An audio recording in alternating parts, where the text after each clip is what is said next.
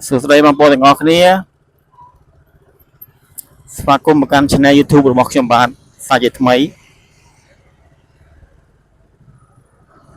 ថ្ងៃនេះខ្ញុំជិះម៉ូតូពីខេត្តសៀមរាបឆ្ពោះទៅប្រាសាទអង្គរតូចឥឡូវនេះខ្ញុំស្ថិតនៅទល់មុខពេទ្យគុណភៈបុប្ផាខេត្តសៀមរាបបងប្អូនថ្ងៃនេះថ្ងៃអាទិត្យឃើញថានៅតាមដងផ្លូវឆ្ពោះទៅប្រាសាទអង្គរវត្តមនុស្សជំនាញច្រើនមែនទែនបងប្អូន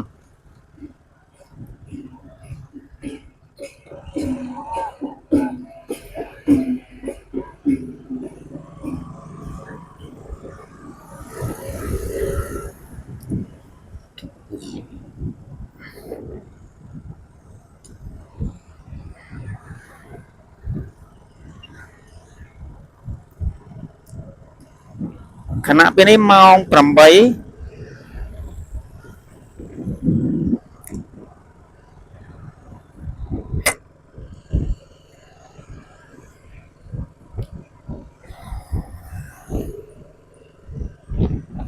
អាកាសធាតុថ្ងៃនេះនៅក្រុងសៀមរាបអត់សូវក្តៅប្រហែលទេបងប្អូនដោយសារ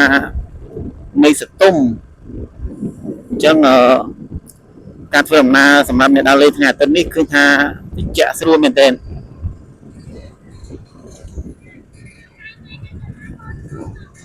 មួយយើងមកដល់តំបន់ប្រាសាទអង្គរវត្តក៏មានដើមឈើច្រើនអញ្ចឹងធ្វើឲ្យត្រជាក់ស្រេបឥឡូវនេះចាប់ផ្ដើមត្រជាក់បដាហើយដោយសារយើងចូលជិតដល់តំបន់ប្រាសាទអង្គរវត្តហើយម្ដុំនេះគេហៅបូរីព្រំព្រៃបងប្អូនខាងឆ្វេងដៃខ្ញុំនេះបើនៅខាងស្ដាំនេះគេហៅម្ដុំផ្ទះសំណាក់គ្រូបង្រៀន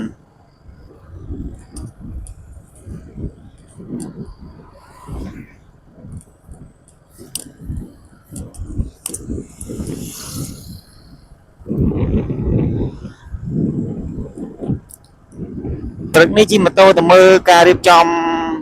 មហាសង្គ្រាមឆ្នាំថ្មី2025ខាងមុខនេះតើនៅតំបន់អង្គរនេះរៀបចំបានប៉ុណ្ណាហើយ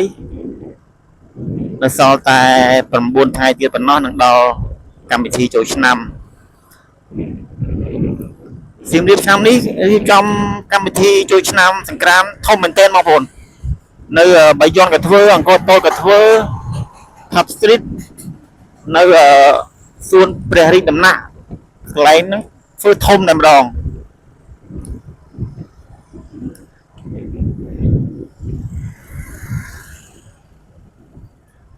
ទេសភាព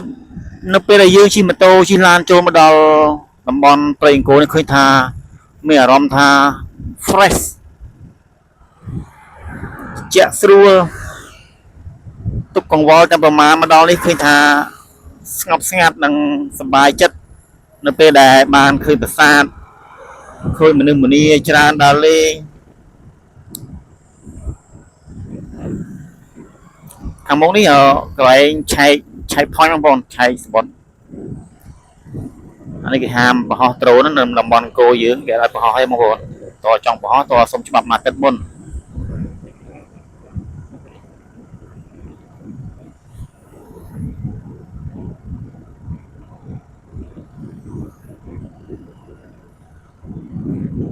បងប្អូនអាចទស្សនាបានទស្សនវិជ្ជាតាមបណ្ដោយផ្លូវក្រុងសៀមរាបឆ្ពោះទៅប្រាសាទអង្គរវត្តនេះបើមានបំណងចង់មកលេងអាចមើលវីដេអូនេះទុកជាការកំសាន្តមុនទៅហើយទៅ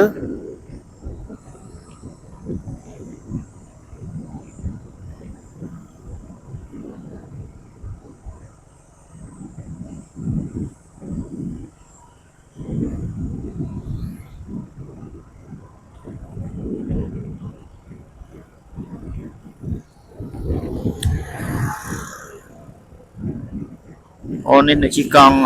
ព្រឹកមិញហាត់ប្រាណឥឡូវគេត្រឡប់មកវិញហើយ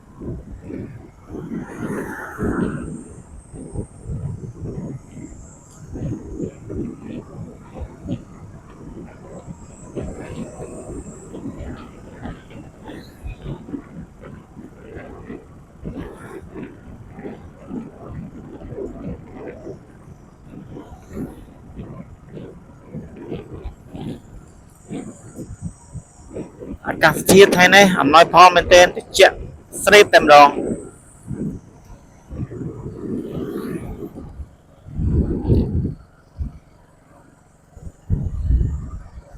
អមជាមួយសំឡេងរីយំអន្លងអន្លួចនៅតាមបណ្ដោយផ្លូវនេះភាគច្រើនពេលថ្ងៃនិងពេលល្ងាចគេចង់ដឹងគេហងគេស្ដាប់សំឡេងរីយំនៅក្រោមដើមឈើអានសិភៅឃើញថាតិចស្រួលមែនទែន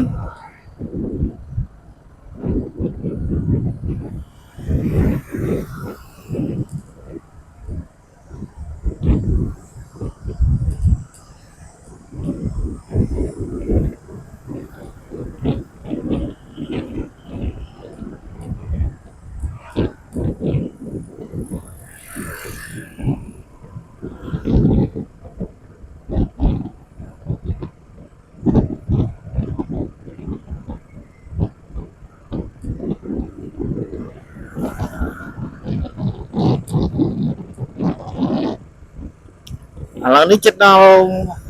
តំបន់តាក់សិនអង្គរតូចហើយកន្លែងលំបែក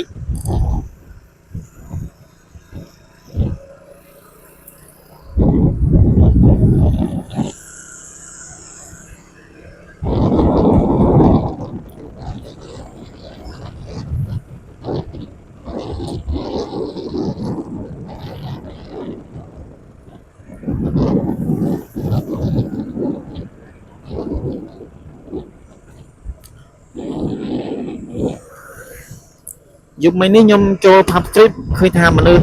ម្នាមកលេងនៅខេត្តសៀមរាបយើងច្រើនមែនទែននៅតំបន់ pub street មានតែភាពជាតិនិងអន្តរជាតិនិយាយទៅខែនេះគឺខែហាយគឺសម្បូរមែនទែនមិនជាហៀកក់គុញណាស់ណាយគាត់ថាសម្បូរអាចទទួលយកបានអ្នកលក់ដូរអីសម្បូរអ្នកទិញហើយនៅតាមប្រាសាទអង្គរខ្ញុំជិះកាត់កាល3ថ្ងៃមុនគឺថាភ្ញៀវជាតិនិងអន្តរជាតិមកលេងច្រើនមែនទែនប៉ុន្តែព្រឹកនេះខ្ញុំមកពីព្រឹកដើម្បីថតឲ្យបងប្អូនទស្សនាម្ដងទៀត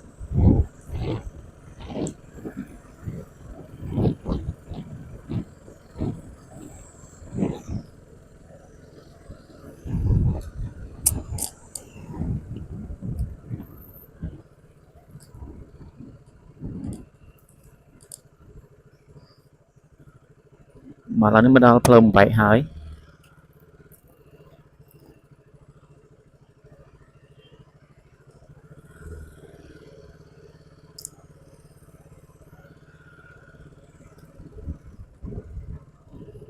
ទឹកកសិនអង្គរពេញព្រៀបតែម្ដង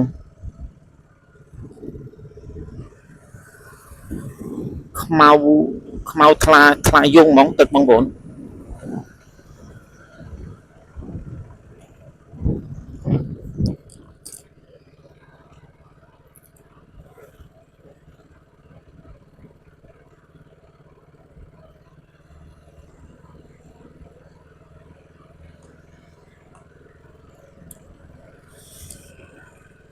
ដើមឈើនៅតាមតំបន់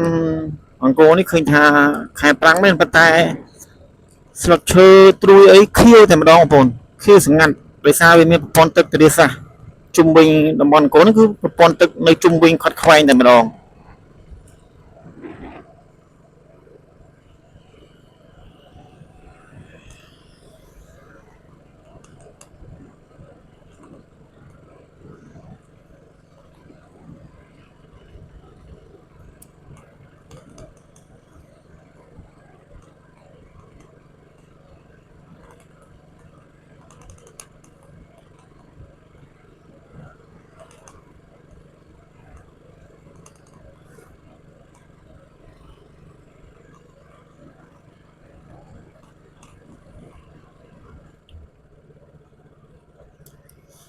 ផ្លូវ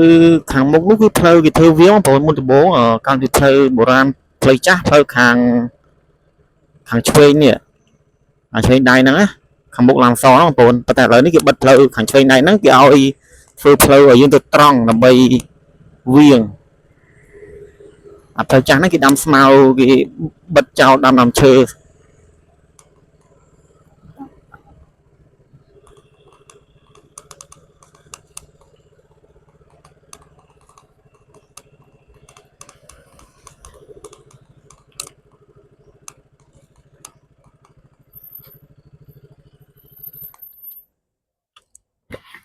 វ៉ាវស្អាតមែនទែនបងប្អូន